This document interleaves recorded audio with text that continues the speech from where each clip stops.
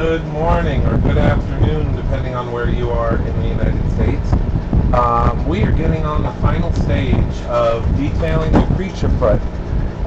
Yesterday, as you can see, if you were following us in our live feeds, we basically did all of the detailed sculpting work.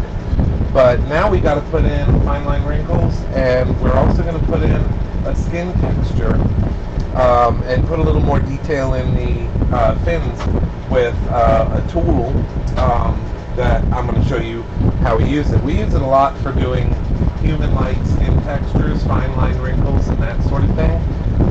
But it really is an excellent tool to have in your arsenal. So basically, and again, if you were following us yesterday, that is a snippet of what we do on a daily basis as far as the sculpting work. It's often a very long process, so I know that everyone always says, hey, we want to see how this works out and how you do what you do, but the fact of the matter is a lot of it is just repetition and a little boring. So until we actually edit down the footage that we have and put it into a concise package, the best viewing is kind of scrubbing through it, fast forwarding through it, and seeing certain steps along the way. Before we get to this, I do want to implore you guys, if you like what you're seeing here, it's very important that you like what you see, share it with your friends, copy the link, and subscribe. Get the word out there, because this is what helps us do what we do. The Gill-A-Bration is not only a benefit for Give Kids the World, but it's an homage and a thank you to the few remaining actors that are still around from that film. That was in 1954, so this is the 65th anniversary. And unfortunately, we lost Julie earlier this year, and this event was to include her. But again, we're trying to race the clock here to bring this all together by September 14th. We have, quite honestly and bluntly, we have Rico Browning standing by. We have to get him paid to appear at this event. And the way that we pay for that is through your purchase of ticket sales, sponsorships, your interest, sharing this with other people that might not be able to see this on my feed. So if you are in any monster blogs or anything like that, any pages that celebrate classic Universal monsters, I'm asking you today, please share this information. Go to the Hearts of Reality presents Gill-A-Bration page, copy that link, and get the word out there. We're at basically the 11th hour here. We're trying to pull it all together, but it's going to depend on your support. That's unfortunately the only way that sponsors like to see things, is what is your following? How many people are prepaid for tickets? So it's a huge help if you get the word out there. Pre-purchase your tickets. Show support through social media. On the Facebook Gill-A-Bration page, Hearts of Reality presents Gill-A-Bration, you can find all of this on my public profile as well as the studio page. Go to that page and put in there that you're interested. Even if you can't go, there's an option to either put interested or going. Put in there that you're interested in the event, and that way you will get all the updates on the event, as well as it'll show the people that are potential sponsors that you're interested. They're also looking at my subscription feed on YouTube, which is relatively low right now, so you can help just by subscribing. It doesn't take too long. Even our lovely producer, my wife Amber, she went on. She never subscribed to YouTube, and she was able to get on there pretty quick and just fill out her information, subscribe to it, and boom, it makes it look like the numbers are even bigger. Because unfortunately, again, sponsors look at what your social media following is. Have close to 5,000 on my public profile, have about 2,000 on the studio page, and then we have, I think when last I checked, 43 followers or subscribers on YouTube, so we got to get that up. So get the word out there if you can. And if you like what we're seeing, that's also a way of you guys showing your support that you'd like to see other videos, whether it's detailing a foot, or maybe sculpting a 1/10 scale or a 1/6 scale head. We're going to be doing a lot more if we see the support from artists and followers like you guys. So just getting the word out there. Help us out. Are we good on audio? Okay, then we're going to start now that the house cleaning is out of the way. As you can see, if we can get a good shot on this foot, you can see all of the details that are in there already, but it's still not complete. This is, I would say we're about 95% there. But all of these tool marks that you see, the organic tool marks, all of the little imperfections that you see in the finning and skirting around the foot, the detail that we still need to put in the claws, all those things, we're going to show you how we add those through a few very simple tools. So primarily we're going to be using our dog brush detail tool. If you can see that, this is just cut into a small finger size bit, but this is a slicker brush that you would find in a pet store or Walmart. And in fact, we just saw some at the Dollar Tree. So if you have a dollar store, check their pet department, because they had this too. And $1, this goes a long way. We've had this one, and I've used this one for years. Automotive pets area, yeah. Depending on your dollar.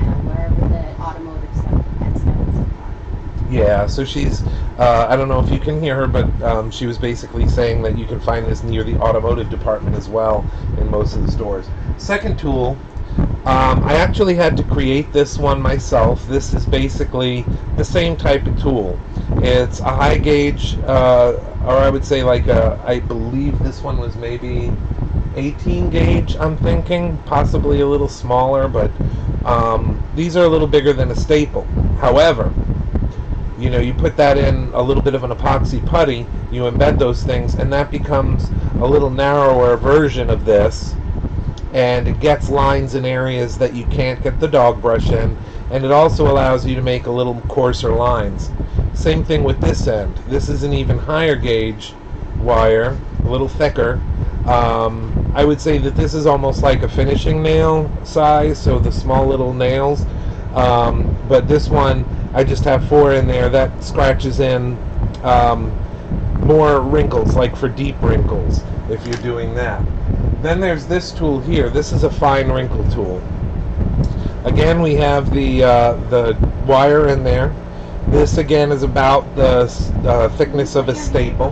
Like those makeup tutorial girls. Yeah, we're doing my big old gorilla mitts here. But yeah, this is just, as you can see, it's a fine line. The only thing I did when I created this is I rounded the edges using sandpapers. So you don't want anything where normally when you cut a wire you have like a sharp edge to it, and these have been rounded all around, all sides. So you've got a nice round edge that's not going to tear up your clay and make a lot of crumbs. Good question. This one you can use different materials. This one I particularly used an aluminum hollow tube. You can get it from the craft section at Ace, or I believe Lowe's has it as well. But I use, depending on the tool that I'm making, I'll use either this, or like for this one here, this was a basically just a leveling rake, a fine leveling rake, almost in the shape of a wire tool. But that's the same thing, only it's a brass hollow tube. So it depends on what your needs are. Or you can buy your tools. Again, I like to give shout outs to people that I buy their tools. Kemper are a lot of low price, low cost tools, but they work well and they have a huge assortment. For specialty tools though, my first go-to is Cutting Edge Sculpture. As you can see, this is one of the tools that we've been using. More sophisticated than the ones we make. Oh yeah, much more sophisticated, and they have a nice feel. And if I'm nitpicking, the tools that I make here out of the aluminum or the brass, they make your fingers kind of smell like metal or pennies. And it also eventually, just from oxidation, and you're working on your piece, a lot of times it can look dirty because of the oxidation, your acids of your skin kind of touching the metals. But the cutting edge sculpture, I really like it for the comfort, because they're coated, they're like a rubberized feel to them. They don't make your hands stink, and they work really, really well. And there's tons and tons of tools that Robert has done. So a little shout out to Cutting Edge Sculpture Tools. I use them a lot. And then I have quite a few tools from Ken's Tools as well. He has a great selection, and in particular for the smaller heads that I do, 1/6 scale and 1/10 scale, even 1/4 scale, I use the itty bitties. That's the name that he put on them, were the itty bitties. But they are ultra tiny, high detail sculpting tools. So we are going to get into the meat and potatoes here of how we're going to detail this out. You see, we have the toenails. That's really the last little bit that we need to do coarse detailing on, but it's really, really easy, because we just got to basically create our smooth edges here. Doesn't take a lot of time at all. We're just cleaning up some of the areas that have gotten nicked or still have fingerprints in, and we'll still need to come back and build a little gate or shelf under them that basically helps molding and casting go a lot smoother. So most of these little things are just that. They're little tiny things that can have a huge impact on your sculpt and the ease of molding and casting, because you don't want to spend forever and a day cleaning out your mold, and Or even better, when you get it cleaned out nice, and then underneath, when you go to cast, you get all these, the hole doesn't fill all the way, and because you don't have that from the extra thingy underneath. Yeah, that's why the gates are important, because they give a little easier access to the material, because how they measure a material's thickness when it's going into a mold is by, the viscosity of a material is by centipoise. And if you're doing something really thin, that's fantastic. All the more power to you. But latex is thick. It's almost like a heavy cream when it's going into the mold. So you have to have gates and areas that you can get that material into. If you don't have those release gates or vents, you're going to have a double of the time getting material in there, and that's when you have to backfill and do all this finishing work, cleanup work. On the mask, when we did that, because of the 3-part mold and the gates that we put in that, a vent gate in the back of the fin we put in after the fact. So little tweaks like that. We had a casting that had very little cleanup that we had to worry about. So it went so easy just by knowing some of the tricks of what you can do and what you need to avoid. If you don't make the best possible mold, then you're breaking into your point of diminishing returns when you've got so much cleanup on your finished piece.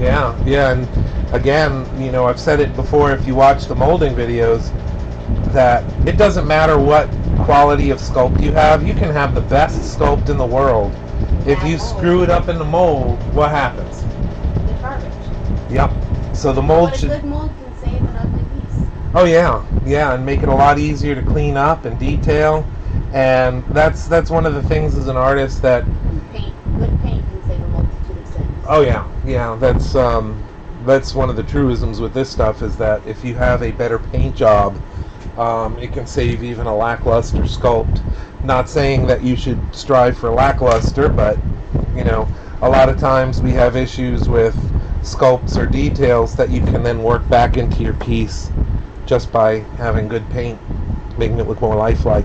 So what I'm going to do to give this toenail a little bit more details, I'm just going to use the edge of this sculpting tool, and I'm going to draw down the nail. Now if you're looking at the original source material of this creature, he didn't have a lot of these things. It looked almost like they were just very fine, smooth nails. But again, we're dealing in a very high-def world. So I'm just adding a little bit of detail that you would see in a normal a normal nail, like maybe it's scratched on something, or as he's climbing up the deck of the Rita, he's tearing up his nails. In fact, it was kind of funny, and I don't know if it was by accident or what the story was, but in Creature from the Black Lagoon, there's a scene when he has been caught in a net. And you remember that scene? It was one of the iconic moments that led up to the capture of the creature, when they're trying to get out of the lagoon at that point and fighting over what they're going to do. They have him get caught in the net, and in the net they find a nail. Well, I noticed in some of the source material, when we were looking for photos and everything, that there were actually photos of him that he was missing one of the toenails. Don't know if it was coincidence or he was just walking around and oops, it didn't stick or something, but I think it must have been on purpose, because in the original these were actually molded in to the boot, it seems. Even his hand, you notice when he makes the iconic first appearance at the beginning of the movie, and he puts his hand on the bank of the Amazon and he drags his hand down, the foam fingernails actually bend. They flex as he's drawing his nails down. So that's basically all we have to do with the nails. We just put in some details. We'll come back and I'll show you some other tricks using our buffing tools and that sort of thing. Because remember, we also have these explained yesterday. This is from the beauty section.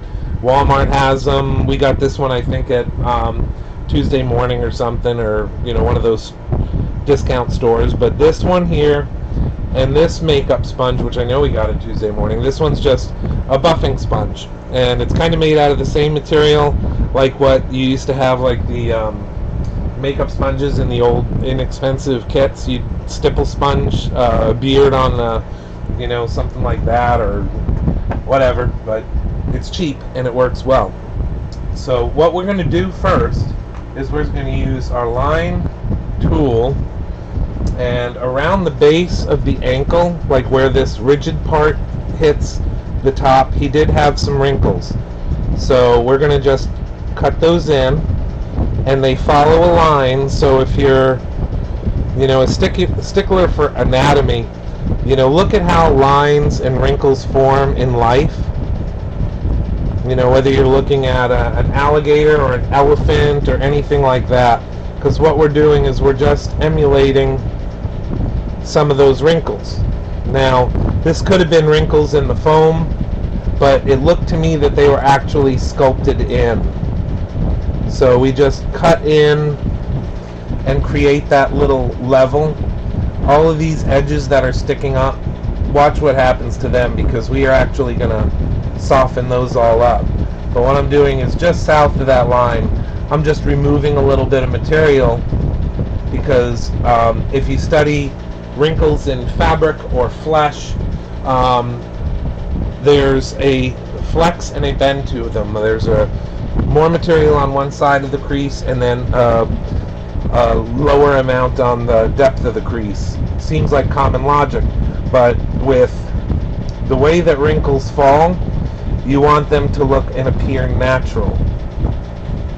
So we're just continuing to bring some of those wrinkles in here. Just slight hints, because it seems like with this character, the further down the toes that it goes, it might get more rigid. So I don't want to put a lot too low, but especially where there would be natural flex,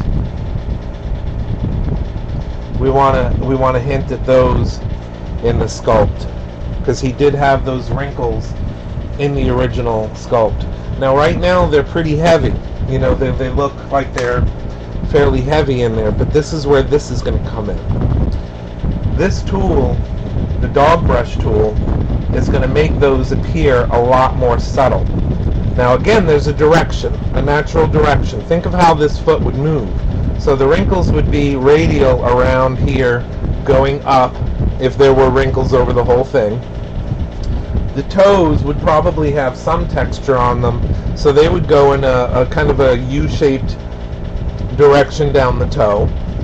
there would be wrinkles and lines here, but that would conflict with the direction of this. So if you have some lines going this way and some lines going down, you have to split the difference. And I'll show you how that gets done fairly easily. You just have to think past the point of, how just to put lines in for the sake of putting lines in.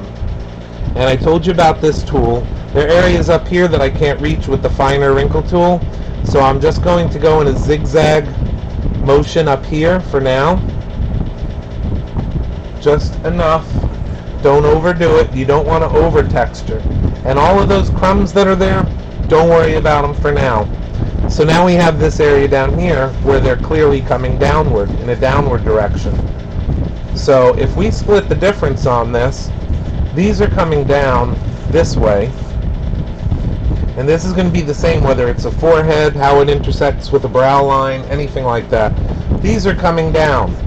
So as you get to the top of this area, you're going to need to change the direction and kind of split the difference. So you have certain lines that are going over the top of the toe bone, like that, like you can see. And at that point of intersection, go delicately and just slightly change your direction to a sweeping motion, and then down with the grain of that fine work there. And that way you have both directions and it looks natural. As we move on to the other side of this, we're going to take the same tool and we're just going to scrape this way. The texture tool that we're using also works pretty darn well as a leveling rake, kind of. So remember all those rough spots we left in there? We left those in there because it's not going to matter at the end of the day, because we're coming in with this tool to level it out. So same thing up here. We're going to do the same raking, same texturing. You don't want to take off too much detail.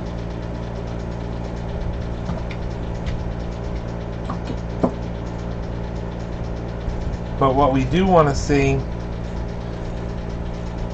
is that we have enough depth and pressure to this tool that when we go over it with our sponges, that we're not going to completely lose the detail. And just switch it over to this other camera and see if I can't see better over your hand just to get this open.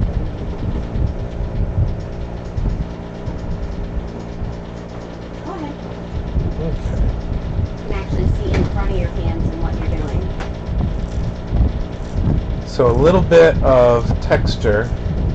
And again, you want to do when you're using this tool, it's almost like you're letting the weight of the tool kind of guide you, but you're going in a zigzag motion to get that natural crisscross wrinkle. And that's about as far as we need to go on that. If we need to get into these finer areas, you can use your other rakes to get in there, or be very careful. And again, with the zigzag motion, just drag it down the direction, crisscrossing over the lines, not necessarily just following the same groove. Crisscross, crisscross. Crisscross. Who knows what that movie was? There's actually two movies. Two movies. That could be an interesting trivia question for the day. What two movies was that based on? I'll give you a hint. One of the stars, or two stars in it, was Danny DeVito and Billy Crystal. You got that one right. But that was based, if you know the name of that movie, that was based on another movie, probably from the 40s, 50s, I think. Not of the same name. So we've dragged this line down here. We've got a nice zigzag left and right over our direction. So it's basically skating in those grooves. That's how we settle out those grooves a little bit. The only thing that this tripod is going to present is an issue when I'm turning this around. And it may help also to do your fins areas, these section in here first, because then when we go back and start detailing the top of the bones, it's not going to get in the way. But it's real important that you go for organics. And again, I would definitely implore you to look up images of what you're sculpting, all different images, like if you're doing a fish man or whatever. Be inspired by life and look at the different attributes that you would have in sea life. You know, when I was even sculpting, there wasn't a lot of resource material for what the back of the mask looked like, so we took some liberties and looked up big mouth bass gills, and we tried to emulate those gills in the back, because really it was just flat, and we have to have 360 degrees of viewing because people are going to be looking at this in person. So we've got about as much scratch work as we need there, so we're going to move up here again, moving to the top of the ankle, and we are going to address this, but right now I'm just worried about the top of the ankle. And again, that zigzag motion around here, you can see the difference between the hard line wrinkles here and the softer ones here, and that's because as you're dragging across this left and right, it's taking the peaks off of that hard edge sculpt wherever that tool went in. So again, we're just going to drag that down, work a little bit on the fin here, again with the zigzag back and forth. Are you catching it on both cameras? Can you see? Kind of flipping back and forth. Okay. Depending on what side you're working on as to what angle I can. Okay, so I'm not losing anything by working different directions. I'm pulling away. Camera one. Camera one. Camera two. Again, we've got the lovely Miss Amber. She's usually the one that you don't see The man behind in the curtain. front. Yeah, definitely the person behind the curtain, not man behind the curtain. I'm the woman behind the curtain. But she's also a big part of what we do here in the studio. So I always like to give props. No pun intended. No, we don't give props. We'll sell props, but I will not give them. Now you're trekking on our old nemesis, work for exposure. Like my mama said, Amber don't work for free. Yep. So she said, Tina don't work for free. That really got bad, believe it or not, after Face Off. I had been doing, commercial art for years and years and years, but I never got so many people asking for free work than when I was on Face Off. And it wasn't like, you have to really pick your battles, and if, someone like, say, Nicotero or something like that, if he comes to you and says, and that's the irony, is he doesn't come to you and say, hey, you want to work for free? They pay you. But if there's anyone that I would work for free for, it would be someone like that I could learn from, or, get good exposure from. But you get a lot of people that, oh, I'm doing a movie, and I can't really pay you, but I'll pay you on the back end, or I'll give you good exposure. Quite honestly, when you get to a certain age, if you've been doing it as long as some of us have, you get to a point where you don't need exposure. You need mortgage money. You need electric bill money. Just remember, you don't want us exposing ourselves. Yes. Now, one thing you might be asking at this point is, shouldn't he have warts or bumps on his crustacean-like appendages? Yes, that is true.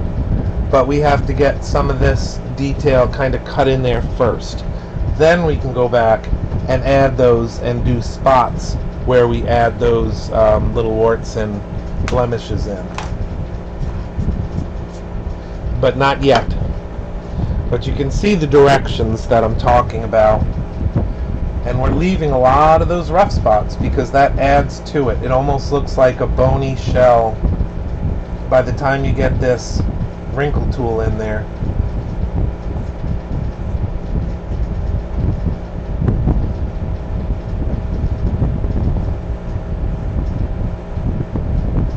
And this would also be the first step if you are doing fine line wrinkles on a lifelike portrait or a sculpt like that. This would be like the first thing that you do, is start getting in some of those pore lines for the directions. P-O-R-E, like face pores or skin pores.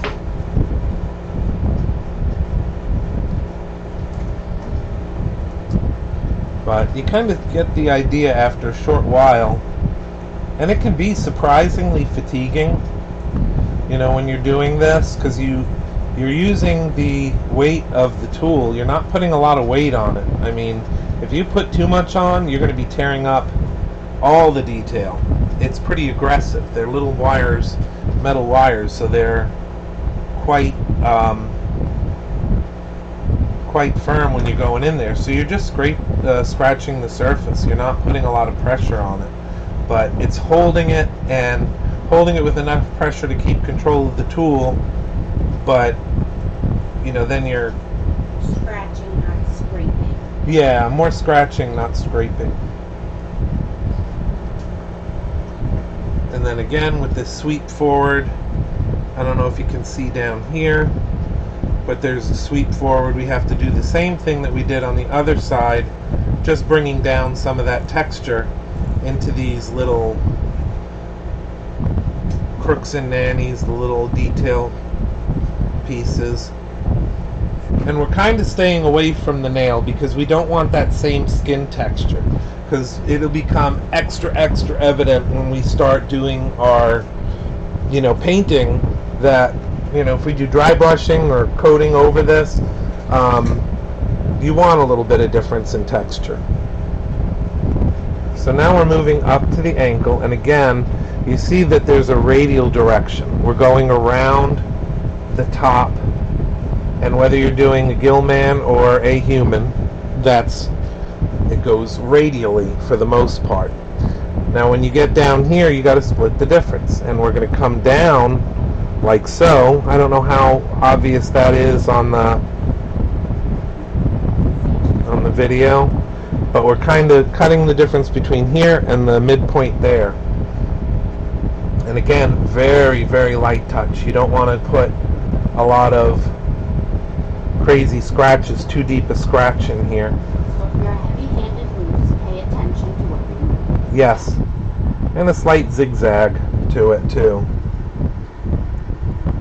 And the thing I like about keeping it like this is you can actually bend this tool. So if you need to get between things, watch your pressure. It's kind of like, you know, when you use an airbrush. A lot of times when you use an airbrush, especially like a dual action, you have to consider the pressure on the air Down and back. And back at the same time. So it's like you got to train yourself to walk and chew gum at the same time. Kind of the same exact example here. You got to kind of bend it with a certain pressure, bend the tool with a certain pressure to get in there. Walk and chew gum, but honestly, walking and drinking out of a straw is very difficult. I haven't had a problem with that. I have stabbed myself in the roof of the mouth far too many times. That's my mom. That's a unique talent. Justine got herself really good with one of those, I think it was Burger King. They had the Coke slushies with the little spoon thing at the end. Oh, Justine was terrible with that thing. I thought my mom was going to kill her. So you see how we're getting that scratch detail radial direction. Now I'm probably going to bump the other tripod if I don't move this back a little bit. We still good on angle? Okay, and you can change your direction, you know, left to right, but keep that line the same. That's the important thing when you're doing details like this. And we're even going to very carefully bring that in the direction between these little recesses, which if you just go over the top, you're going to knock these little fine details off as you're scratching. So that's why I kind of bend the tool. And again, just use control, control, control. Even if it looks like chaos when you're zigzagging back and forth, there's a control to that chaos. And as we move down here, we're still going to follow this bottom line kind of along that angle of the foot down here, like that. But as we get closer to the top, we're going to rejoin that lining. And that's why it's kind of important when you're doing your base sculpt. You notice that I'm following the lines that I kind of smoothed in here from the beginning. You have to know from the beginning the natural line of things, how the wrinkles would actually fall. Now, here's a good chance for me to illustrate something. See in here? That's such a sharp indent that I can't get that with the dog brush. So that's when I'm going to go back to this tool and just do some little tiny scrapes. I'm not going to go too crazy. Sometimes I'm just using one or two of those little things and turning the tool so I get the ultimate control. And then just kind of doing the same zigzag, over pattern, that sort of thing. If that makes sense. You can see that it's pulling the material, so I don't have to do it as often or as much as the dog tool, but it'll give me the same effect. And then the same thing on the back one. The one behind that is probably going to be very similar, but you can see we're scratching in our details. Where it's more shallow, we get a very good shot. As we go down and it's more abrupt, there are areas that we just can't get into with this dog brush. That's also common around noses and eye sockets and that sort of thing. And sometimes you don't need to get this in there, but if you do into those areas, you might have to go to another tool or a simple wrinkle tool. I'll move this around a little bit so we can get past that point. Tilt the, which camera? That one. This one down? Hey. Is that centered? Same thing on here. See how deep that back channel is? So we're going to have to employ our homemade tool for that as well. Delicate, delicate work.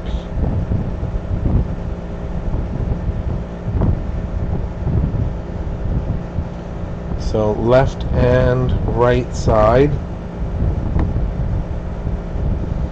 Very, very carefully, just scribing in those lines, crisscrossing. And then where we can't get to with the dog brush tool, we're going to leave that depth, but just scratch in a few more continual, using a lot of control and direction.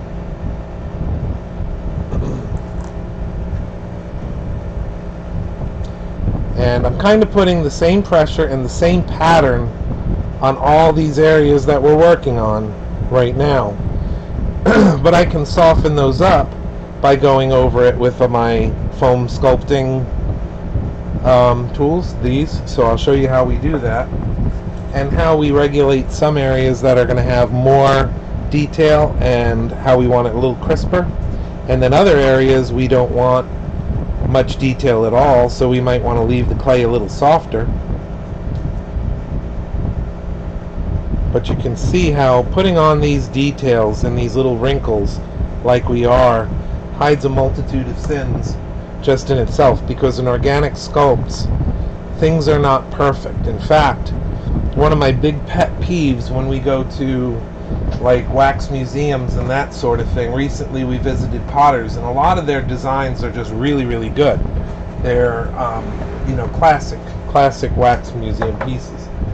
However, you see some of them that have absolutely no pour detail, and that's when you can really tell that it's a wax figure.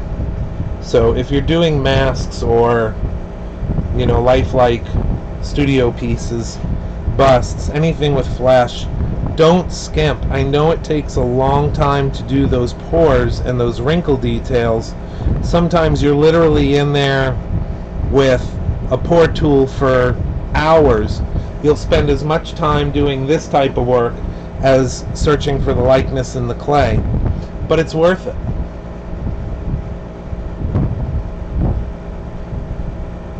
It makes a fair piece a really good piece. And again, we're just crisscrossing lines back here. And notice we're not screwing around with all the little chunky bits that are coming off of the sculpt, because as we're scratching, we're causing a little channel. And that clay that comes out of that channel then balls up, naps up on our sculpt. But we're going to leave that, because if we were to touch that now, it wouldn't do good things to our sculpture. It would kind of stick back to the clay, and then we have this nasty mess where all of the detail we scratched in is now filled with those little tiny crumbs.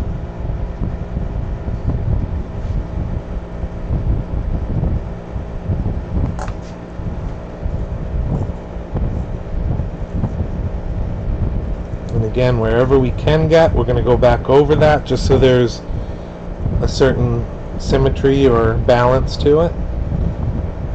We're only going to use that wrinkle tool again once we get too far in.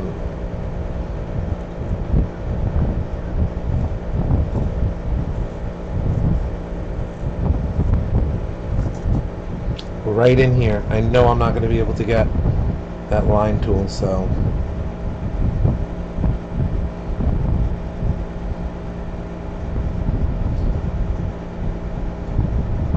but I have another pour tool that I use mostly for human sculpts, but I believe the one that I have is actually Ken's Tools version, but it's a pour tool, a large pour tool. But by using that tool and a little piece of plastic, it gives you nice tools for, or nice pours for, like around the nose, forehead, that sort of thing, where you have bigger pores. And then there's also a directional pour tool that you can use for specific pores, like say around the nasolabial folds where the skin turns direction. A lot of times the pores that we have, they take on a certain direction, and there's a directional pour tool that really works well. But we'll share that in a future broadcast, because that's one of the things I get a lot of questions about, is just how do you get pores and wrinkle details. Well, the wrinkle details we're handling today, because every skin, when you look at it, it's going to have this type of pattern, you know, with the fine line wrinkles, especially around foreheads and stuff like that. Not so much on men, it's more noticeable, but females, it's the same thing. If you look at the skin on their face, particularly their chin, cheeks, that sort of thing, they may not have as many small fine line wrinkles like this, also dependent on their age. But you know, definitely look at people, look at pictures. I love, when I'm studying directions of lines and wrinkles, I like going to old age photos. Like if you just look up old wrinkled man, old wrinkled woman, you see an advanced kind of I guess an exaggerated view of how wrinkles form and flow on the skin. So I would definitely look up old age photos. Or if you're fortunate enough to have elderly parents or grandparents, take a look at their skin as a study, because it's like that roadmap of wrinkles. They kind of give you an idea of how, smile lines, laugh lines, frown lines, angry faces, happy faces, all stuff like that.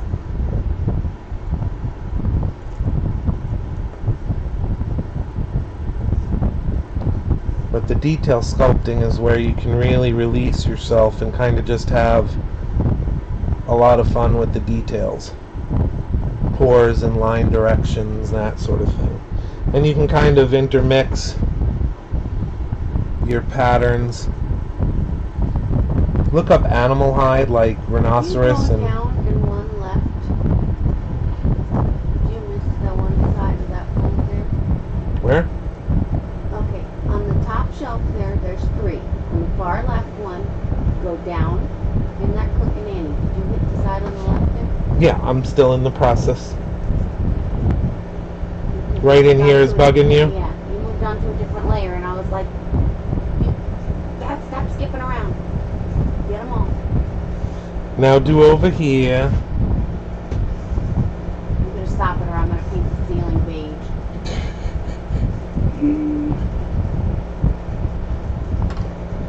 And we're still going to come back with this wrinkle tool.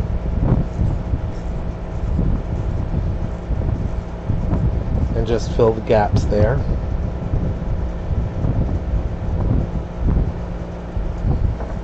those little jobbies are pokey, so watch it.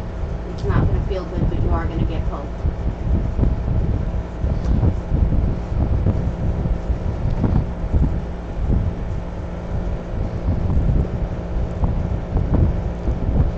And if you have some of those coarser lines from the coarse tool, by just carefully going over the top of that, you're going to balance that out a little bit, if that makes sense.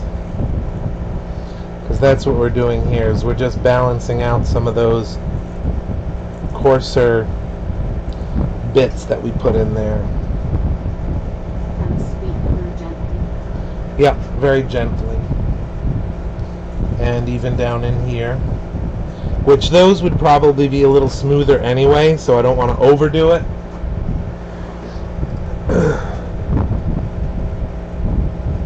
Now, there is a technique also for creating pores that you can do with this tool. But it's a little tricky, because you reverse the angle and you kind of pick at it, and that leaves like those little bits there. And then you can brush against the grain and it kind of looks like razor bumps on males and females, I guess, if they have that condition. But you know, you can get a lot of different effects out of the wrinkle brush. So the more you experiment with it and play with it, you'll get more effects, and then you're like, oh, it can be used for this, it can be used for that. Just see how I'm following these lines.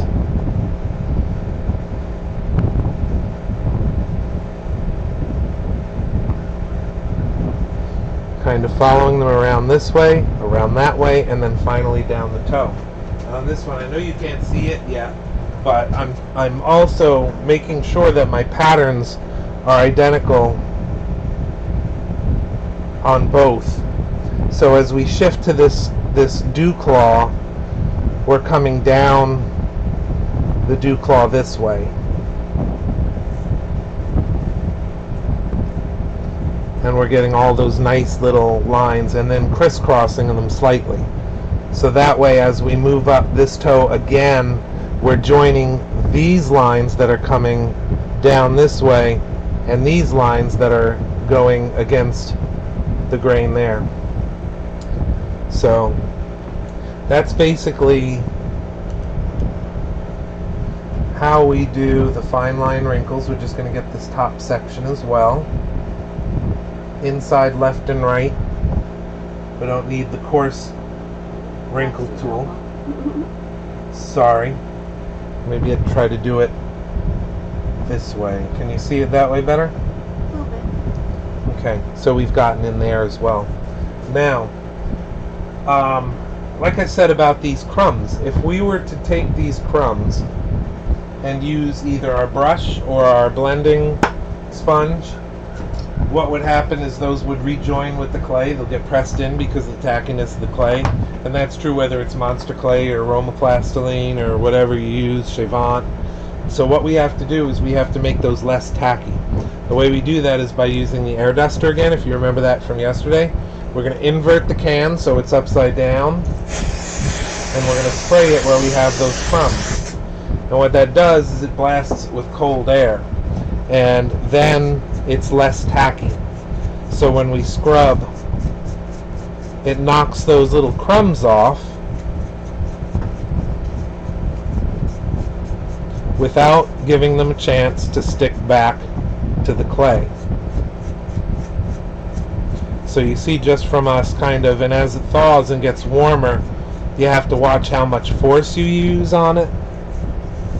Because even the brush itself, if you use it too coarse and the material is too soft from heat, from ambient room heat, you're going to erase all of the lines that you put in there. And I can already tell that it's starting to get a little softer because it goes through like, it gets really, really firm, almost like a plastic.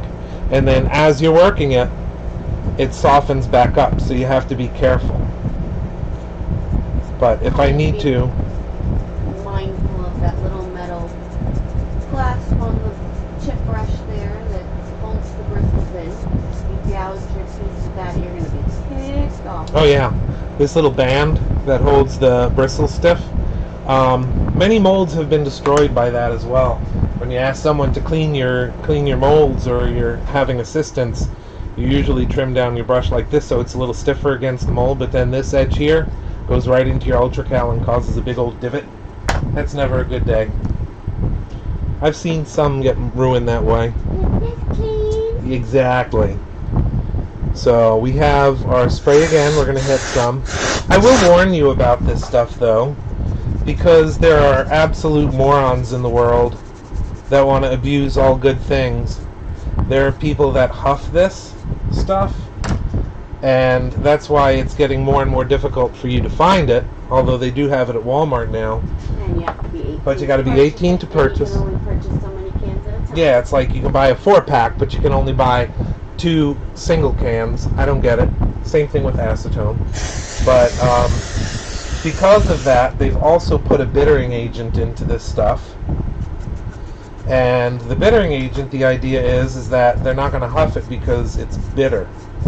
But they're idiots that are actually huffing cans of Krylon. So, my God, you can put all the bittering in it that you want. If they're not turning their nose up at Krylon. However, it makes the ambient room air taste awful. Yeah, you get that little bittering agent after you use it, if you use it enough. If you keep your mouth closed, you breathe it in through your nose, and then it's stuck in the back of your throat forever. You see how I can work the bristles in and kind of drag it left and right as it's getting a little bit softer, and I can even sculpt in a little bit of the direction or soften out some of those deeper wrinkles if I don't want them, and then eventually I'll just go back to the direction. So it's kind of got, some points of doing this stuff, you always have those moments of Bob Rossism where you're like painting happy little trees and stuff. But it is very zen. It can be very zen working on this stuff.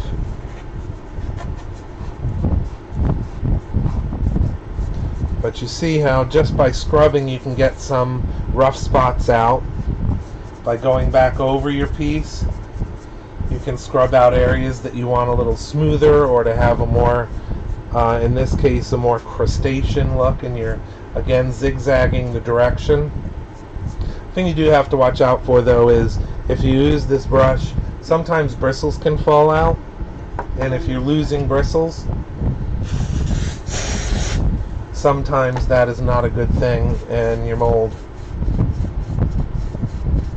We're just softening up this area in here, and I like the control of being able to, put that brush on there without it being altering the actual look. And you can even use the dog brush on it as it's cold, and it gives a different appearance. It then firms it up a little bit more.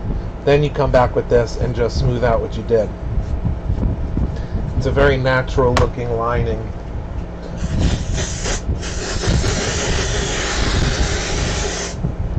And only do a small section at a time as well.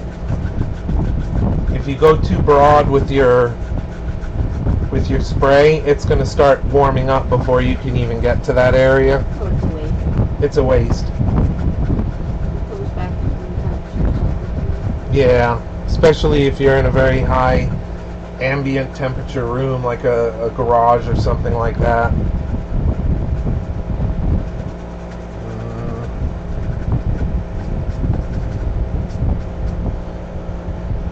So we're keeping all of our fine wrinkles in there.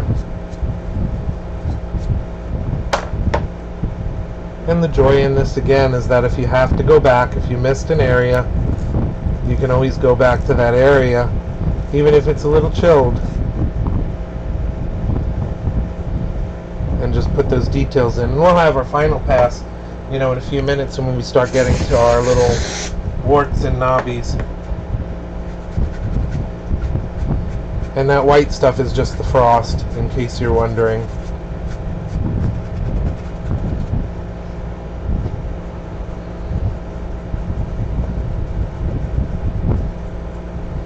Around these high detail areas that have some indentations, I'm going to want to just take the brush.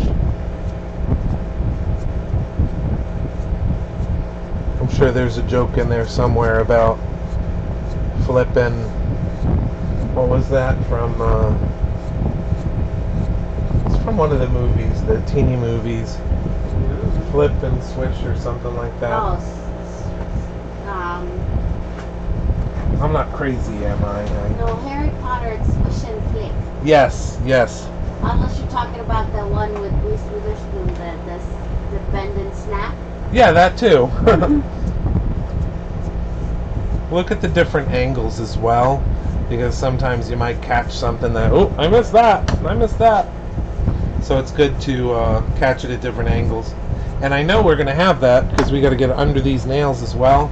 And that's on the other side where I found a couple of things that I needed to fix. And it's the most beneficial to put it on a Lazy Susan. Yeah, we have this one on a Lazy Susan that gives us 360, and that way I'm not jumping around the table too much. You can get, I think the best price one I think we got was a Wilton cake spinner, and it's like $14.99 or something at Walmart. And it's actually under the other spot. Yes, the Wilton cake ones are really good. And sometimes you can even find them at thrift stores. That's always really fun when you go into a thrift store and find something like that. Some of them are even clever because they're directional. So if you're working on a head sculpt or a face sculpt, you can put your piece on that and then just be careful that you don't lose it, when you're doing your details. What's nice about the really expensive Wilson one, like the one I have inside, is if you put like one of those little rubber jobbies underneath your piece on it, you can tilt it a little bit, a couple degrees if you want, or you can put the lock on it and it'll stop it from spinning when you don't want it to spin, and then you release the lock and you can resume spinach. And if you're really, really frugal, you can go to Lowe's and get those little jobbies that we use for the manual rotocast. What are they called? Oh, the little ball bearings. Yeah, the little round ball bearing spinny thingy. We had some right here, and now I don't know where they are. Probably in But- one of the tools. Yep. Yeah, and then you just take a couple of screws and mount 4 corners or whatever. And mount it to one piece of wood and the other piece of wood, and you're good to go. Yep. And then you've got your homemade Lazy Susan. With this, with all the different angles we need to get in, and the fact that we have 2 feet and the laptop that we have to change direction on, we've used up all of our turntables for Lazy Susans. Okay. When you have under there, I think it was a thrift store find. It's actually for televisions. Yep. One of the television rotator things. This is still a little bit. We have Lazy Susans of every kind here. Yep. And usually if we go to the thrift store, we're looking specifically for that type of stuff. We're just evening this out a little bit, making it look a little more realistic and organic.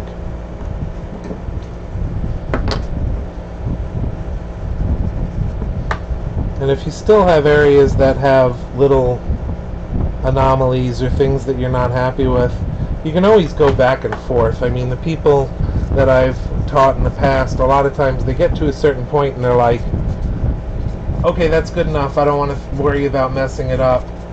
You are the creator of your piece, I would say keep working at it until you're happy. Don't be nervous, because remember, you sculpted it to that point. Yes, it's time, but you can have a great piece or you can have a good piece.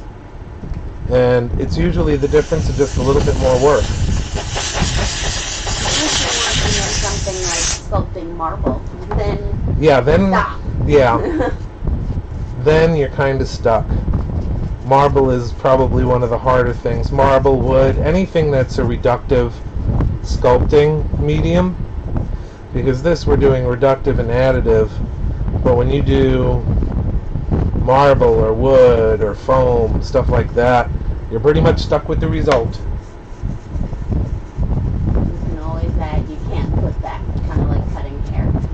Yeah, not without great difficulty, at least. Then you gotta start using weeds, extensions and stuff. I kind of dance back and forth in my direction as well when I'm doing this. When it starts to firm up, it actually gives you quite a burnished look. It can look really, really shiny if you keep hitting it with the right direction and the right temperature. I believe that one's probably a dead soldier. There's a little bit of movement in there, not much, but we do have more because we went a little crazy for a while, and every time we went to the store, we're like, oh, I think we're out of this, and bought one. Yes. There was no more on the mantle, so I just brought the one from the 4th of 9 in it. Okay, thank you. And we are live. Eternally grateful. Thank you, ma'am.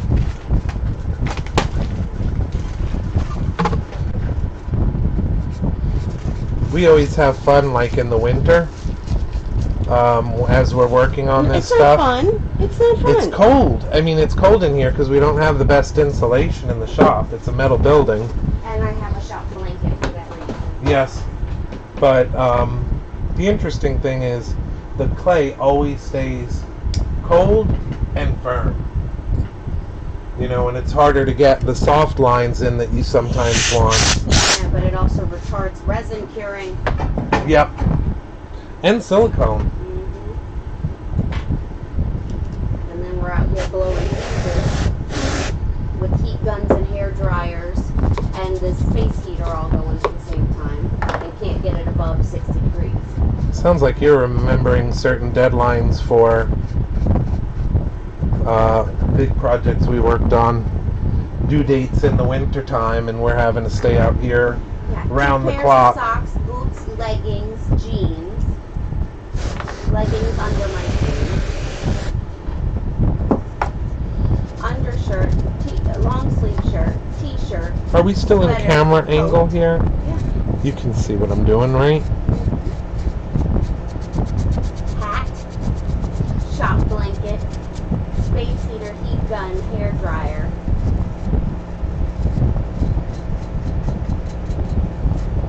And I think one night the peak heat we could hit was 54 degrees. Yeah, and all the material we Like use, 3 o'clock in the morning.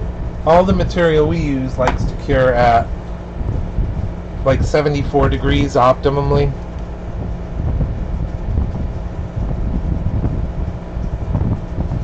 The difference between this beigeish one and the black one is just this one is a little bit more coarse. So when I'm knocking down more imperfections, I'll use the coarser one.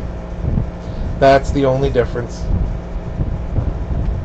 And then this one's somewhere between it, but because it's trimmed down, it's a little easier to direct and you still get the same effect.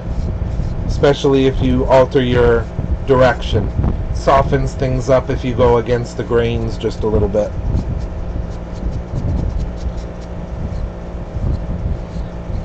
And again, since it was a few days since we did the last foot, I'm just going back and forth and checking how coarse those lines were, because sometimes even day to day your hand might be slightly different.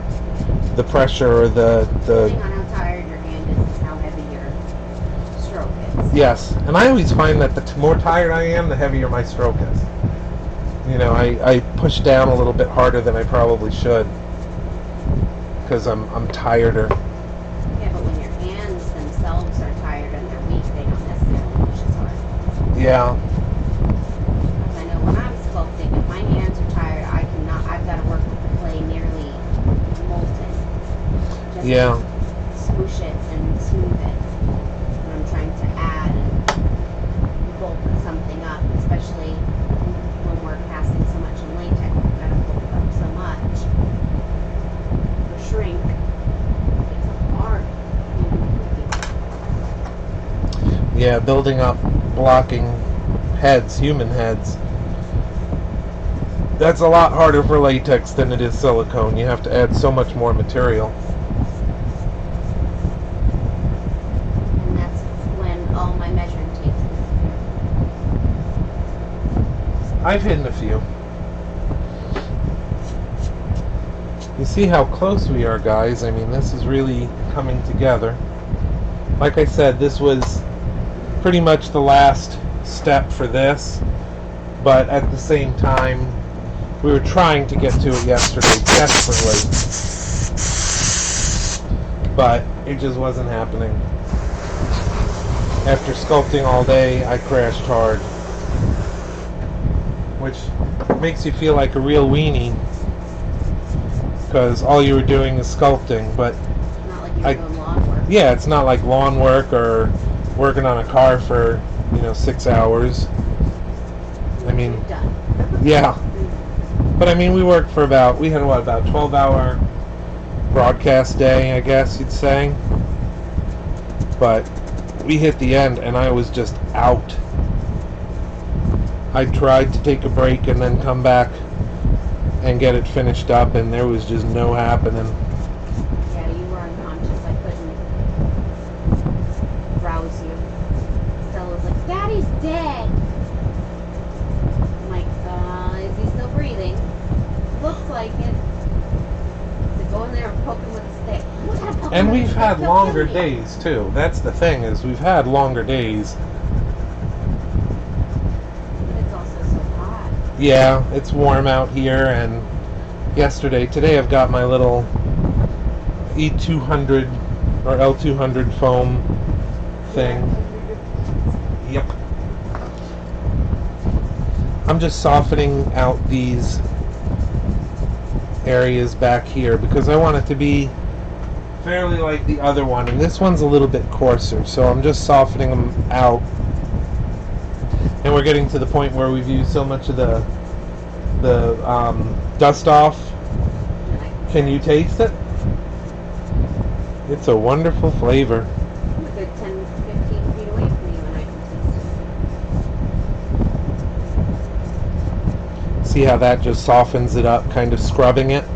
It keeps the direction of the These are what, The 6-foot lines. tables? These are 4-foot tables. So you are 8 feet away.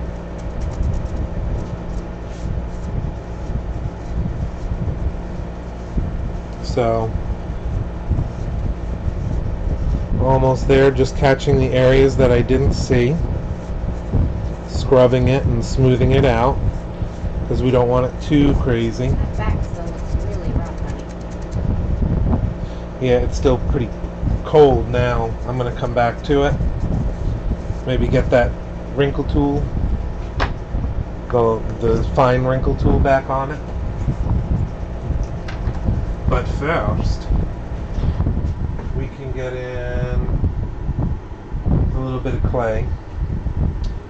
And the secret is I don't want to go with a uniform pattern on this, because I don't want it to be symmetrical to the other one in this regard. We have to start putting in the little warts before we finish this up. So this is like a first pass of the fine line wrinkle detail tool. The next one is what's going to FYI, you're at 1 and 10. 1 and 10. Well, that's a little bit over, but we had a nice little introduction. So what I'm going to do, and again, since there's not really a lot of good images of the feet, we're just going to pick a few random spots where we're going to put this, and I'm not really looking at the other one for placement because I want it to be very random, and some are going to be smaller than others. I don't want them all to be big, and I don't want them all to be very microscopically small. But I maybe had 12, 1, 2, 3, 4, 5, 6, 7, 8, 16, about 16 on the other one, so it doesn't have to be exact, but just randomized.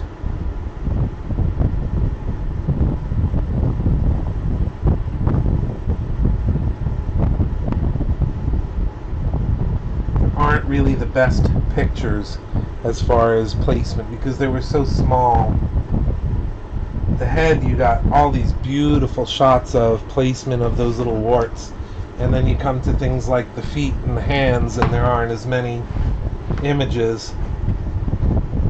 Can you send pictures of feet? No. Actually, now, times are tough. $20 is $20. Nasty. See my Patreon. And no, I will not be selling my bath water. Amber's maybe, but not mine. I'm selling my bath water. Well, I can guarantee nobody will get the herpes from my bath water. That's good.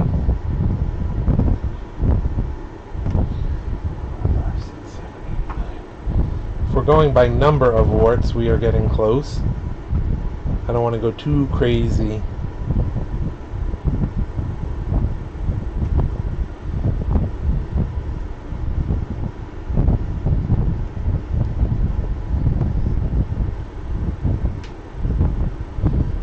That's the thing for the next year when we do Revenge of Gill-A-Bration, if that's in the cards.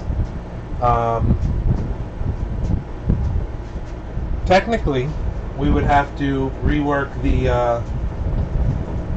entire suit because it was just slightly different than the 1954 suit. But we could probably get by with using the same suit and just redoing the head. And if you see how I'm doing these little warts, I could take the time to sculpt around each one with a little wooden tool and it would take a long time.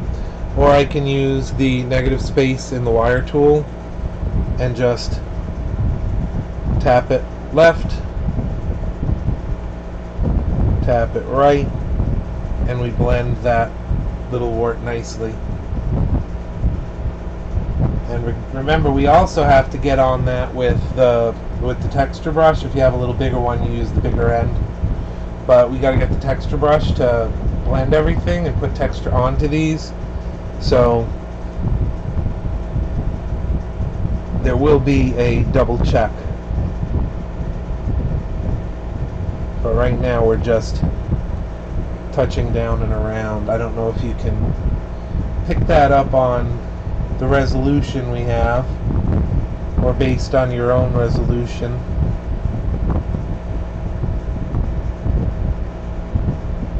And on the same vein, this is how we do veins, no pun intended.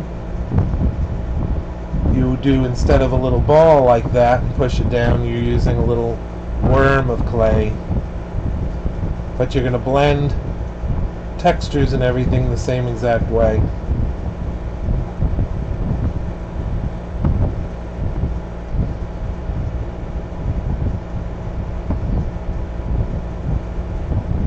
It's an itty bitty one.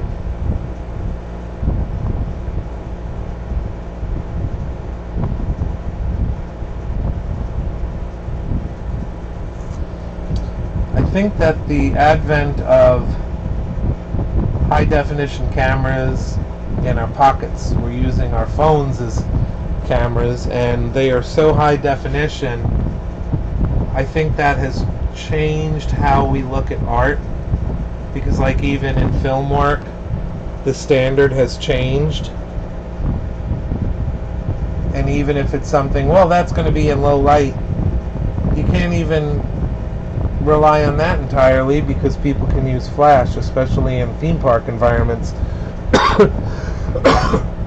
So you really have to count on people seeing something from every imaginable angle.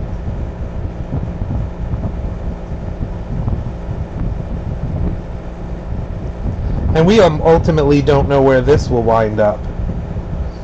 You know, how people are going to photograph it and what's going to happen to it after the Gill-A-Bration.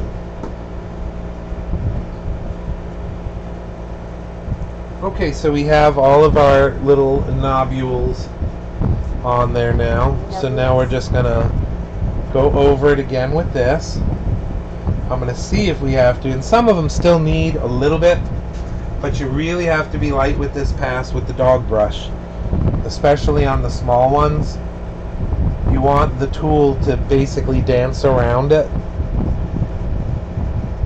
but if you get too aggressive, it's going to just pull that off, and you're not going to see any of the detail you just put on there in the form of warts. But this puts a nice texture, especially since the warts are still warm from my fingers kind of messing with them. So this works really well just to round them out and take out any kind of imperfections.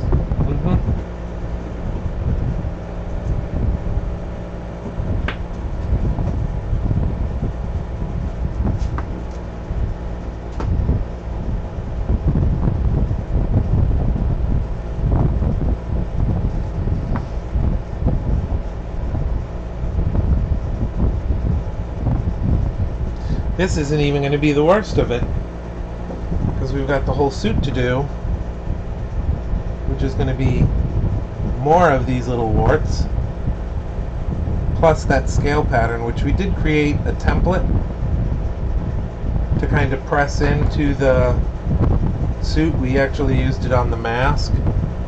It gets it most of the way in there, but then you still have to come back and detail and add your higher elements, the higher little warts and scales that are a little bigger. Oh, you got it. See, I can show you this. Camera 1 or camera 2? Right there. See, this scale pattern is what's all over the creature suit. All of his scales have the same basic pattern. So this one has a big enough plate that you can't really find a duplicate when you're placing it, but then we still go in and we refine those scales by hand and with our scrape tools. So when we make a template mold, I don't think this is going to show up too well, but we can make template molds like this that get pressed into the clay, and they're somewhat flexible, and that between the two of these we can get a lot of texture done. So that's how we're going to cheat a little bit on the suit. Don't get me wrong, you still have a lot of wrinkling that you need to deal with, but for the most part... When we do the suit, you'll tell them how you do this. Yeah, when we get to that point, definitely. Okay, the only thing that I see that is jumping out at me is a lot of the wrinkles in this area of this skin flap. They're a little bit thinner on this one, a little bit finer. So I'm going to go in and just randomize a few deeper areas.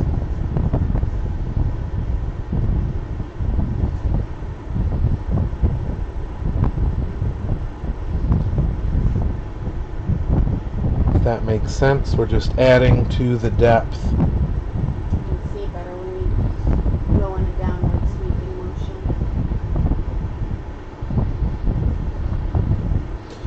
And we did the same thing on the gills. You know, when you're working on a project like that, and he has basically 6 gills, and by the time you finish one and you're moving on to the next, your hand, the weight that your hand is working at might be a little bit less or a little bit more. So when I did those, I wound up having to go back and fix a lot of the gills and make them look more uniform from gill to gill. Just see how I'm just moving down random areas and just increasing the size, because I want it to be more like the one that we've already finished. So we've gotten a few more deep ones in there, Then I go back with the fine line wrinkle scratch tool. Gonna pull some down, and that knocks that edge down. A little more of the dust off,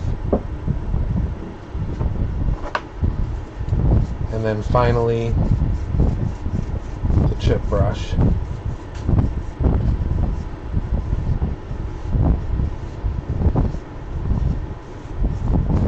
Now it has a little more of the uniformity I was looking for, and while it's still a little bit firm, I can even go in and clean out between. And some things I don't want to take out because it would probably have those lines in there anyway, because this is a living creature. It's not going to be spotless. It's not going to be clean. Sometimes I have to fight my urge to clean everything up and make it perfect. You know, no, especially not a sea monster. There are going to be elements to monsters especially that are not perfect. We had that with the Whisperer's masks. You know, our urge is to make everything perfect and line everything up in symmetry. It's long known with art. We kind of assume that something that is more symmetrical, the more symmetrical something is, the more beautiful we perceive it. Hence, like supermodels, if you look at them, they have, you know, symmetrical faces, symmetrical bodies, everything is symmetrical. It's the same thing like with people that spend hours on their lawn and do the nice clean edges on their lawn and sidewalks. Everything is symmetry. And, you know, things that are not as symmetrical are perceived as less desirable. Aesthetically pleasing. Yes, exactly. So, monsters, asymmetry is a plus. But if you're doing beauty sculpts or something like that, you want to watch your symmetry. And if you look at it, the creature from the Black Lagoon has a very beautiful aesthetic. And I think that some of that, I touched on it the other day when I was bragging about Millicent Patrick. I don't think the creature would have had the same look if it were a man's design entirely, because she brought such an elegance to the design, the symmetry of the belly plates, and the fact that, yes, we've counted them, it's like nine plates of scale armor down his arm and his leg, and, you know, everything is balanced, everything is symmetrical. You know, you look at the hands, and even in this mess, they're still symmetrical one to the other in certain elements of the sculpt. So there's a lot to it that is just utterly beautiful. This is going to be the trick, and I may have to lower the angle of the camera, but I want to show you now because we're going to be working on these toes. This side dew claw actually touches the flat of the board, but these, there's a gap under them. And there's also this thick area in here that we're going to camouflage. We need a certain thickness because this, if it were a real fin, it would probably be hollow. These fingers would, or toes would splay, and that's what it would use to swim. However, a man's foot is in there, so we have to cheat the thickness of that. So we're going to show you how we do that, and also how we're going to fill in under these toenails. So I will have to lower the angle of the camera. Bear with us one moment. And we are in the home stretch. That much is worth looking forward to. That's really low. Can you see the toe area in here? Is it pretty clear, or should I go up any? No, you're good there. I would say tilt the angle up just a hair. A hair more. And you're pretty dead center. Okay. So we can see, if I turn this, we can still see under those nails pretty good? Okay. Oh, yeah. Okay. So you see, the main thing that I'm concerned with are these gaps under the nails.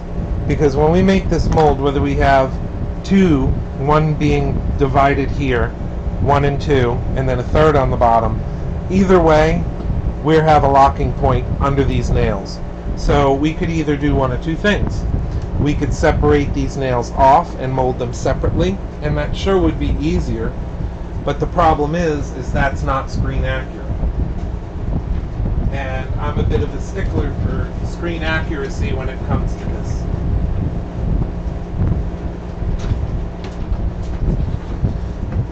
So, in the balance between screen accuracy and practicality, we have to make certain concessions. And I may want to adjust that down a little bit. I'm looking at the headroom here, because I definitely want you to see how that looks.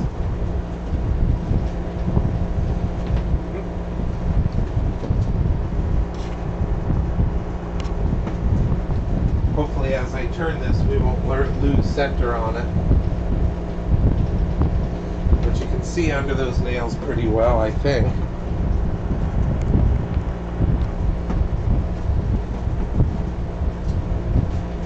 Yeah, I think that'll do fine.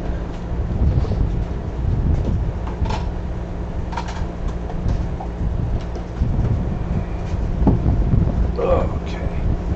So, at this vantage point you can really see under these nails. They're just touching the board all the way around, but it's behind those nails that are going to be a problem. From under. Yep. The nail from under.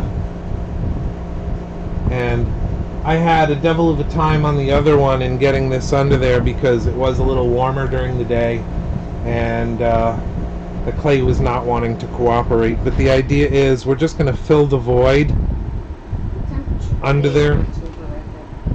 So just rough shape that's going to fill. You don't want to put a lot of pressure and distort what you've sculpted already. So we kind of just get that as close as we can and then start pushing it under.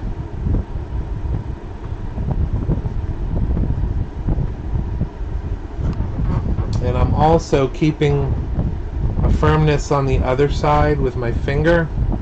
So as I push this in, it's kind of flattening against my other finger on the other side, and that way I'm not pushing this too much. And I'm just forcing the clay tool, the wood clay tool, into that little nook. And I will keep looking for lining and light showing through, that sort of thing, because again, it's going to be horrible if we cast this and material starts to leak in this case Ultracal. And I've pretty much resolved myself to the fact that this is going to be an interesting mold to get these nails out of, but if we put it in our hot box for just a little while, it should soften that clay up nicely to where time comes, we'll definitely show you our hot box and how simply it can be done without killing yourself. I think that the mask, were we able to fit that into the hot box? In sections, once it kind of came apart, and there were some parts that clay didn't want to come out of. Oh, I do For the remember most part, that. It did not go in the hot box. It actually went in the car. Oh yeah. Are we using camera 2 at all? Yes and no. Okay, then I have to work around it a little more efficiently because I do need to turn this a little bit.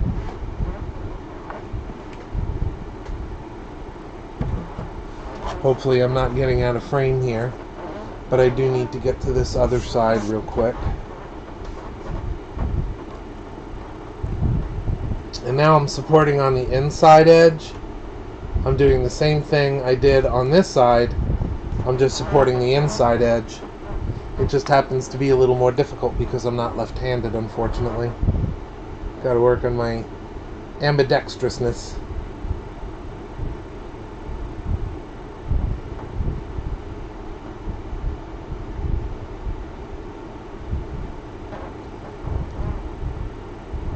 So next year should be an interesting year for all things creature. You know, with it being the second year in a row for an anniversary of that kind. Universal, as soon as Creature from the Black Lagoon came out, it was such a raging success that they were like, let's get a sequel going. So Creature came out in 54, Revenge of the Creature came out in 55. Not a lot of time between the two. Okay, we have our little vein, or our vent down here under the first toenail. And if you can see here, we have under this fin that we have to take care of as well.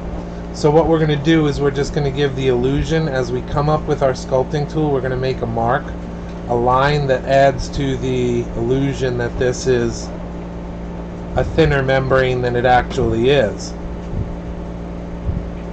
So as we do that and then draw down on the tool,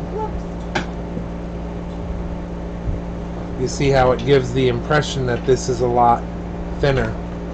And then once we make our mold and we sculpt this area out from the other side, we'll be able to heighten that illusion as well.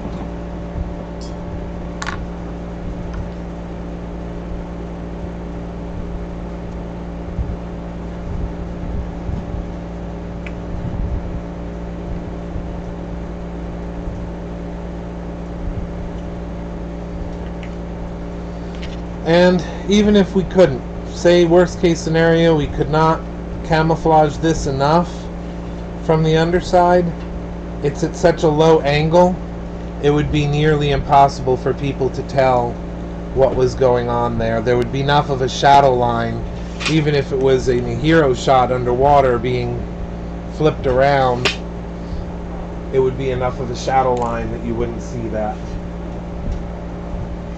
So now I'm coming in here with my detail tool, the wire tool, and I'm just cleaning up some of these edges.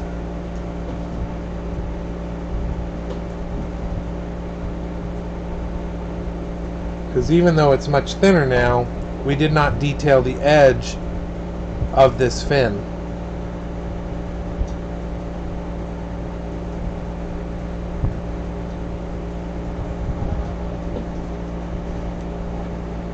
So once I get that a little bit thinner, which we're almost there now, and we clean up the edge a little bit,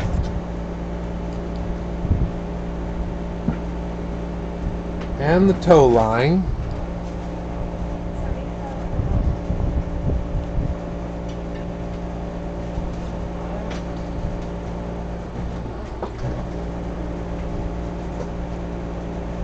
you can see how that area is cleaning up now.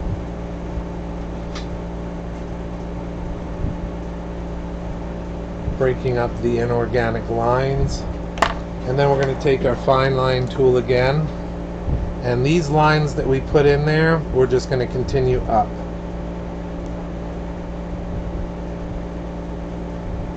And that'll add to the illusion.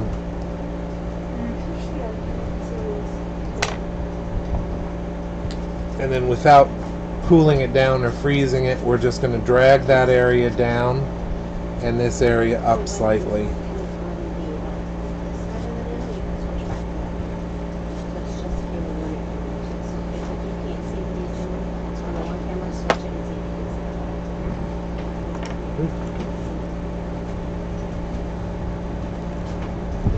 And I told you by the time we got to this part, I would see all of the little things that I needed to clean up because of the angle.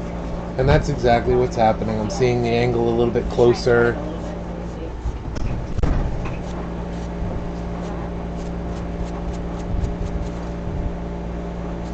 You can also use, remember the wrinkle tool I talked about before? This little two-prong wrinkle tool? Where we have these lines here, those breaks, we're just going to come up out of those breaks a little bit.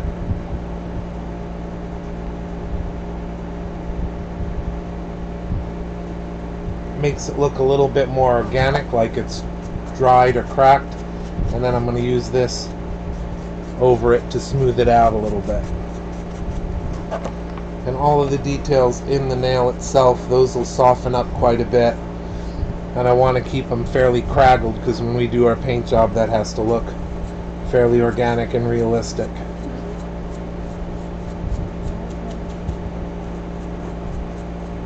He wouldn't have pretty feet.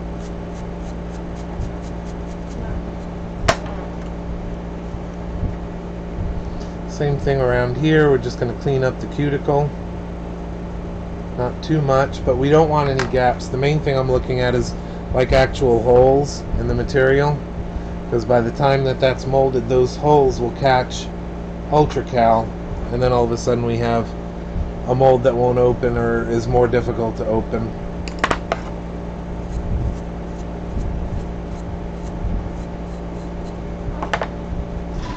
Okay, so now we have to address that other toe, the second toe. Luckily he only has 4 main nails, the other one's right up against the board. So again, we just have to kind of eyeball it, see what kind of height we need for in there. And then we're just going to take this piece, kind of test fit it.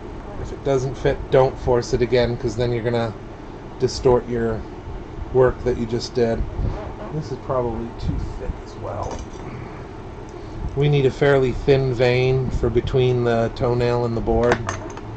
I don't want to go too nuts with having so much there.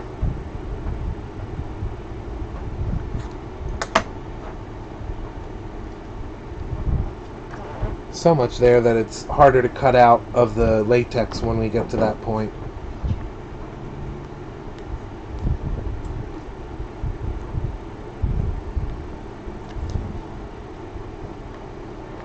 So maintain our shape. You see how on this side we just want to level it, make sure that it's kind of even between those two halves. Hope I'm not getting too far out of view for you guys.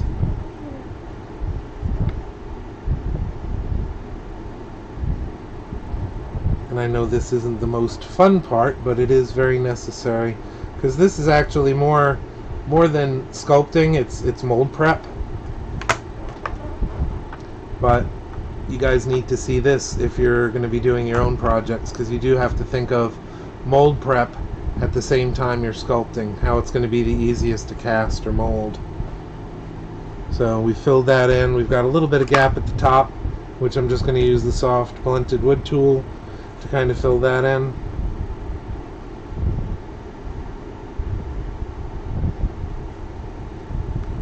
And I know you guys can't really tell thickness from where you are, but it's nice and thin. I would say probably about somewhere between 1/8 and 1/4 of an inch, give or take. So that'll be a nice vein size or vent size under the toe. At that thickness, latex will be able to flow into that little void, and we stand a greater chance to get that tip of that nail filled with latex in the casting phase.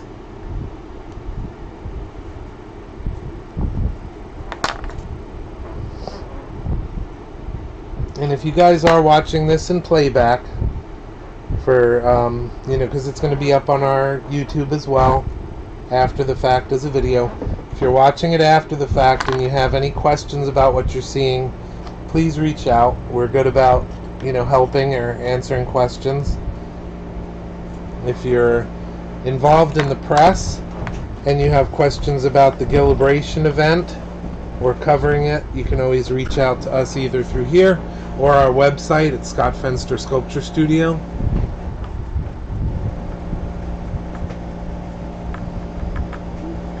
Thank you, girls.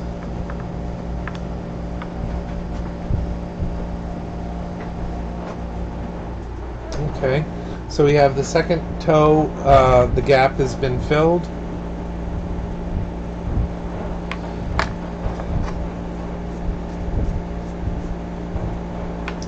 This is annoying me. I'm going to have to fix this real quick.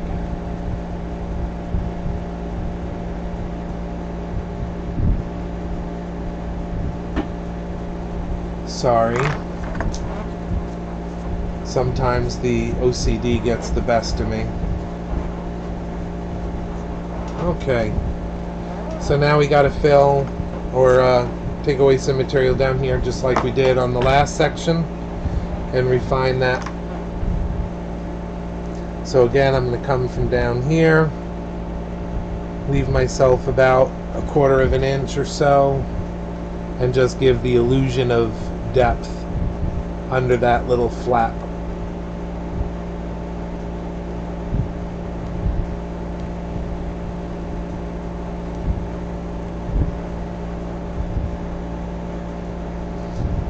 Do we have any questions out there? I really haven't been monitoring the feed. No. Just a lazy Saturday morning for most.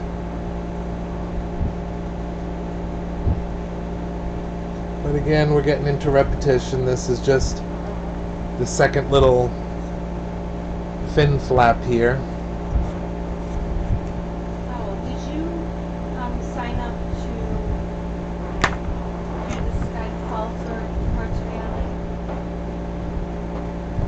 I don't think so. Did I do what? Sign up to auction Skype call for Hearts Valley? They usually do that automatically. No. You have to sign up to do it, you're supposed. Okay, well, we can do that.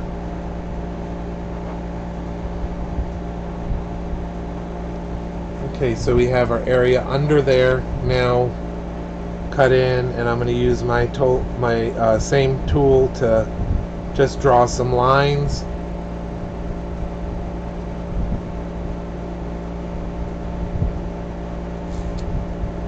Cleaning that up. Connecting the lines that are there with the lines on the top and bottom, so it looks like there's some depth there. And then without really firming it up with the spray, I'm just going to drag the brush both directions, and that's going to give that rough looking edge like a fin would have.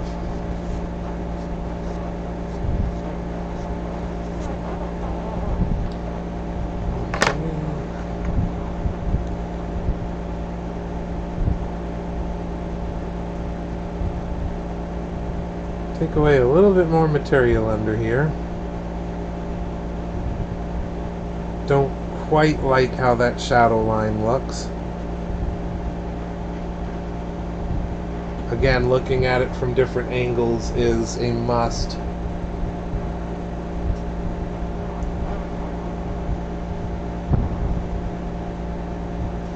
And you guys have probably noticed that sometimes you're working on something and it looks great from one angle, and then you look at it and either a likeness is off or you notice something. Fix it before mold. You'll definitely have less problems. Because if you don't like it before mold, you're not going to like it after mold. And I try to vent in the toenail.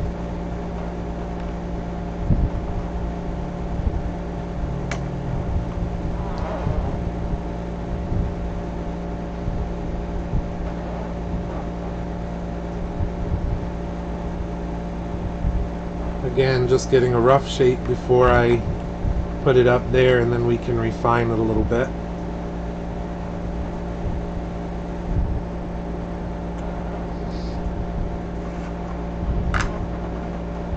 Get all my tools ready that I need.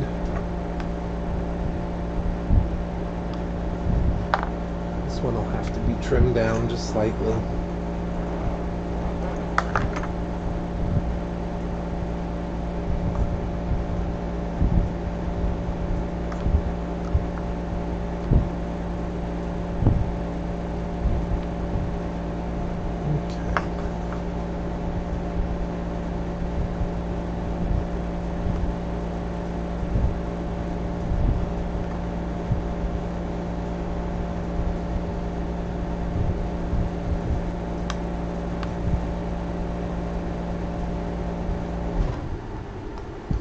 Taking a little bit longer than I anticipated, but thank you guys for joining us. We're almost done.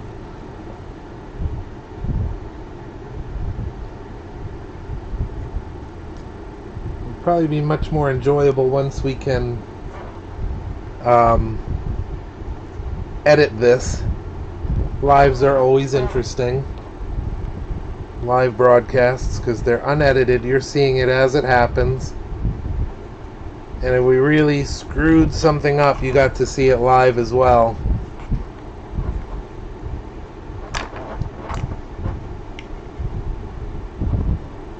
They had someone, I can't remember who it was now, but they were joking about when we first started doing live broadcasts on Facebook. It was, oh, it's like NASCAR. You know, sometimes people are going to tune in just to see you screw up.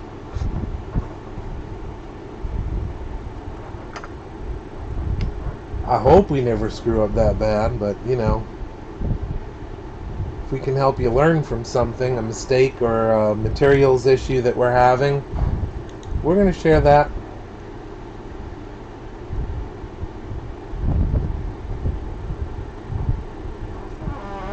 Okay, almost there. Hope y'all are enjoying this series.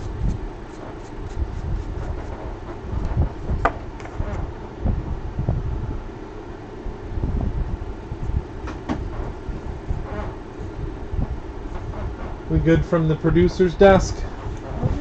Sorry, I was texting Michael Nunez about the dolphin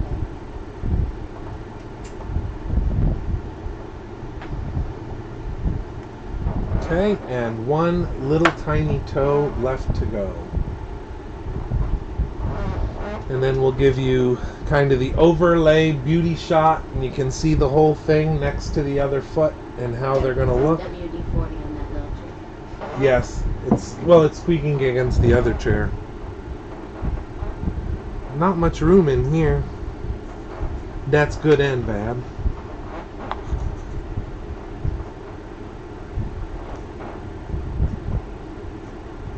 Okay.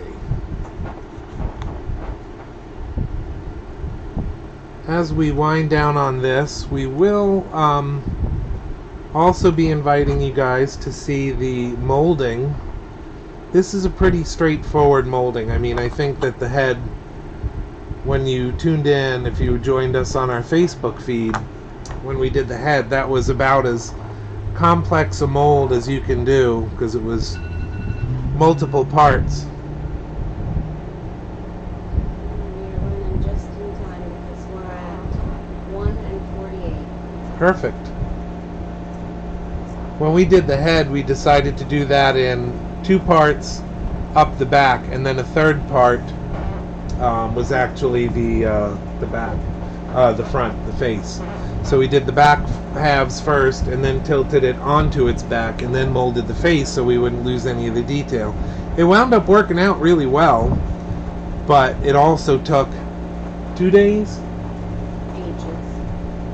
and probably 8-hour days, 10-hour days. And that was exhausting just because of the weight of it. So this one is going to be much, much more straightforward. The biggest thing we have to decide is, are we going to have a split in half left and right, or are we going to do it just one? And I'm leaning towards just doing one, because then we'll have virtually no cleanup on the top of this.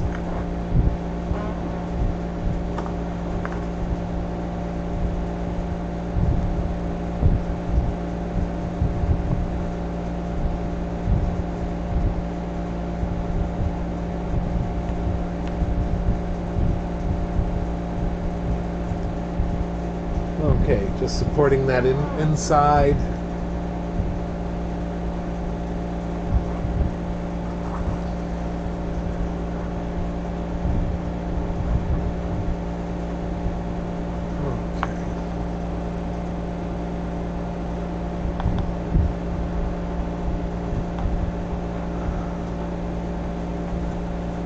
Okay.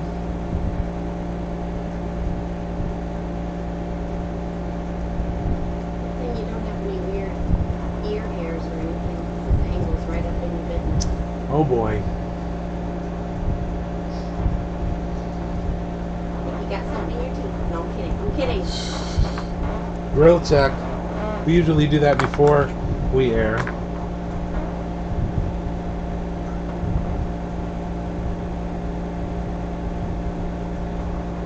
And because I did have a couple of people ask, private messages, and in the other feed that we did, yes, a limited number of these suits are going to be available for collectors. Cannot promise that you'll have them before Gill-A-Bration, because right now our priority is getting suits done in time for Gill-A-Bration. A suit. A suit, at least a suit, possibly a backup. But we are definitely going to have a small number of suits that we make available, and I'm talking about very, very limited. This isn't something that we can really do in production, but to help defray the costs. You're at 151. 151? Okay. To help defray the costs, we will do a limited number of collector suits. And I'm talking probably under 5 or under. We are not going to do a huge number of these suits. Number one, first and foremost, we don't have a license. We have a limited license that is allowing us to do this very graciously because it's a charity event.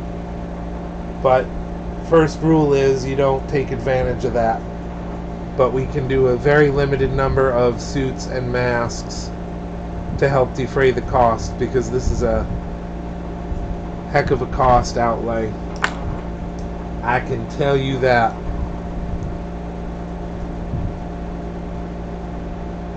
Which is another reason it's so important for you guys. If you like what you see here, please share it, because we do want this to be worth something and have a good turnout for the Gill-A-Bration. Even if you can't attend, spread the word. That'll help us.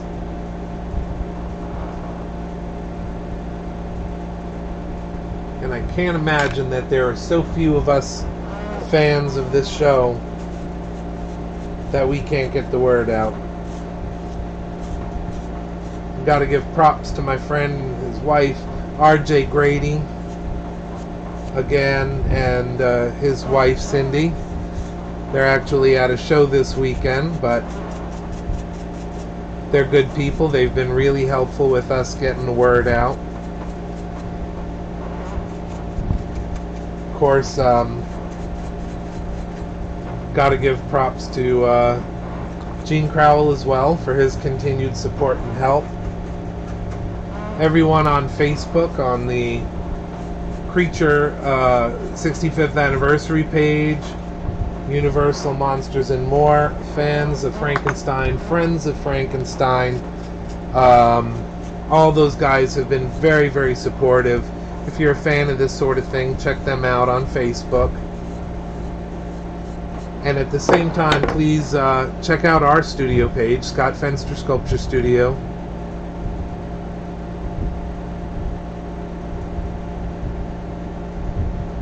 If you like what you see, there's much more there and coming. A lot of the figures that we have had part in, many of you know that I've been involved with Mego reproduction figures forever. And Mego is back, and I've done quite a few heads for them now and still continue to do more. So if you'd like to see some of those as they become available, we'll definitely post those on the pages as well. We have some surprise figures that I've been commissioned to do by other companies. I can't really say what it is yet, but if you're a fan of this project, I think you'll like the classic monster vibes that you will surely get from the other. And maybe later we'll go live here and maybe on Facebook and talk about the upcoming auctions and give you dates as to when they're going to be posted and stuff, so that you can purchase some things to help sponsor the suit. Yes, and that would be a huge help, just to get the word out there. And Oh, Eric's here, and he said, you may have already answered this, but do you plan on using tinted latex on the final run? And I'm truly digging the live stream. Thanks for having it. oh, I'm so happy, man. I'm glad you're liking it. You know, I thought about that because the last mask run we did for the Whisperer masks, we tint intrinsically. This is a weird color. The Gill-Man being kind of that mossy green. I'm afraid of over time what UV is going to do to it. I'm not sure which. Latex does It's weird things over time. it's an organic, and it's going to kind of degrade, and it loves to orange out. Not even yellow out, but orange out in sunlight. And with the Whisperer-inspired masks, that's okay because they're dead. They're supposed to get icky as they age. Right, and they will only get so orange because they're cast in like this taupey color. But the Gill-Man being moss green, once it oranges out, it's going to get browner and browner and browner. So that one I think we're going to be stuck painting. But I haven't even done the color samples, the color tests on the mask yet, because I wanted to get a little bit closer to being done on these things. But once we have a break in the insanity, we're going to get on that and show you the painting, because that one's going to be a classic paint. We've done the cleanup. It's ready for paint now, but I got to get the eyes done first, because there are eyes that have to go in that. So we're working on that. And actually the molds for the eye lenses are done. What I'm waiting on is them to flash off, because we had to reduce the size. Remember I told you latex has a shrink rate. So it shrinks at 12%. So I went off of the original piece and pulled the molds off of that and then refined the sculpt, but they're still at 100% of, sculpt. So I have to shrink it. So we're in the process of shrinking that, and it takes several days, up to a week, for it to flash off. Okay, I think we are done with the detail. I'm going to have Amber look at this real quick. I think that there's pretty much everything is taken care of at this point until we get ready for mold.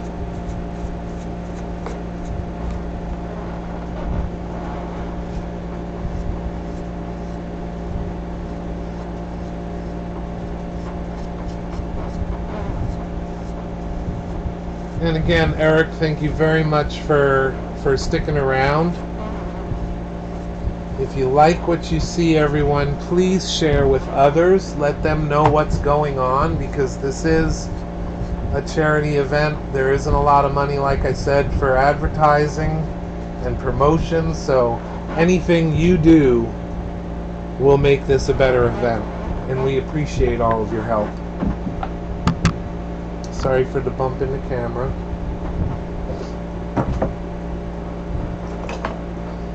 And we could nitpick this to death, believe me.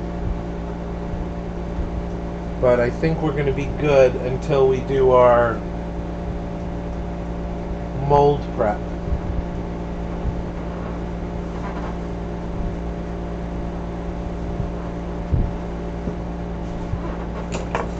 So we'll get these cameras reset a little bit so I can get these side by side and you can see basically what we're looking at. I might do some other refinement off camera, but for the most part this is a done dog.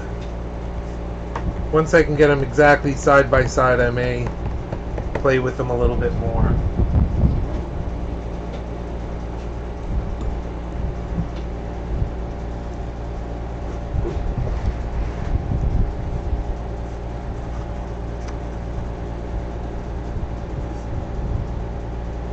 What's that? This part doesn't go up. You can have Franklin.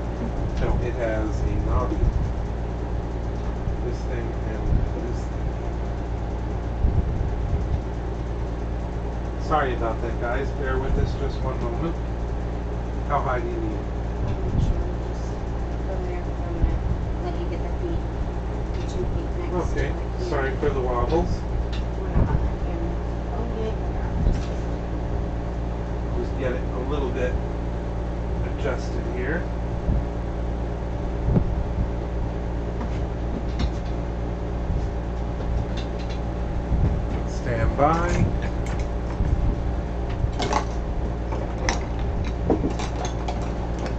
clear off a space in this so I can get this side by side for you.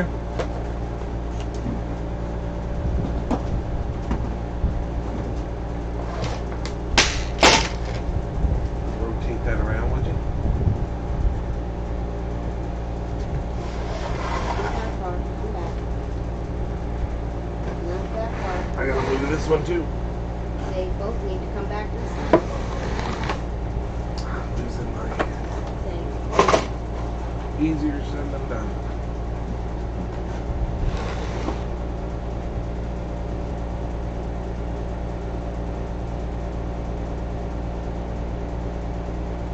You need Tell to me when. actually go more left or With the camera?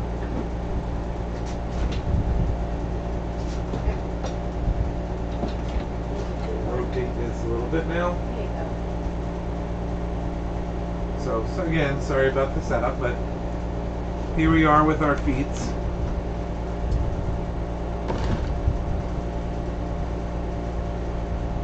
I don't like this toenail right here. It's too lumpy.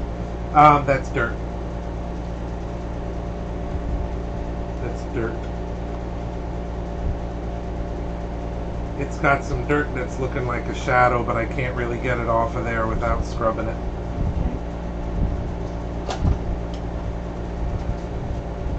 There you are, 2 feet.